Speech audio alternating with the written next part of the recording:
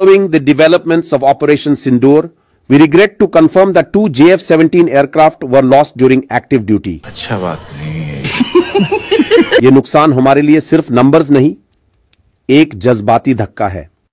शहीदों के घर वालों के लिए हमारी दुआएं हैं। बहुत बढ़िया। বন্ধুরা, ভারতকে টুকরো বা ভারত ভাঙা স্বপ্ন দেখেছিল পাকিস্তান আর পূর্ব পাকিস্তান, কিন্তু খবর এখন অনেক ইন্টারেস্টিং আর মজাদার। পাকিস্তান এখন নিজে টুকরো বা ভাঙতে শুরু করেছে। হ্যাঁ, বালুচিস্তানের বিভিন্ন জায়গায় উড়ছে নিজস্ব পতাকা। ফের টুকরো হয়ে গেল এবার পাকিস্তান। 1971 আর এই সালেই স্বাধীন রাষ্ট্রে পরিণত হয়েছিল তৎকালীন পূর্ব পাকিস্তান, যেটাকে আজকের দিনে আমরা বাংলাদেশ নামে চিনি। সৃষ্টি হয় বাংলাদেশ। এবার বালুচিস্তানও স্বাধীন রাষ্ট্র হতে চলেছে। পাকিস্তানের হাতের বাইরে চলে যাচ্ছে এই ভূখণ্ড। ভারতকে সামলাবে না বালুচিস্তানকে? স্বাধীনতা আন্দোলনে দমন করবে? দিশেহারা পড়েছে পাকিস্তান। একদিকে যখন ভারত পাকিস্তান সংঘর্ষ ক্রমশ বাড়ছে, ঠিক তখনই বালুচিস্তানের বিদ্রোহীদের সংগঠনগুলি পাকিস্তান থেকে আলাদা হয়ে গিয়ে স্বাধীন রাষ্ট্র তৈরি করার চেষ্টা করছে। পাকিস্তান দখলদারি মুক্ত বালুচিস্তান রাষ্ট্র গঠনের সম্ভাবনা বাড়ছে। বালুচিস্তানের বেশিরভাগ অংশ এখন 3টি বিদ্রোহী সংগঠনের দখলে। বালুচিস্তানের বিদ্রোহীরা বিভিন্ন জায়গায় পাকিস্তানের পতাকা নামিয়ে তাদের নিজস্ব পতাকা উত্তোলন করেছে।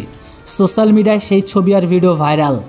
বালুচিস্তানের বিদ্রোহীরা পাক সেনার উপর হামলা চালিয়ে যাচ্ছে, আর এই হামলায় পাক সেনা ছত্রভঙ্গ হয়ে গিয়েছে। অপারেশন সিন্দুরের পর পাক সেনার উপর হামলা বাড়িয়ে দিয়েছে বালুচ বিদ্রোহীরা।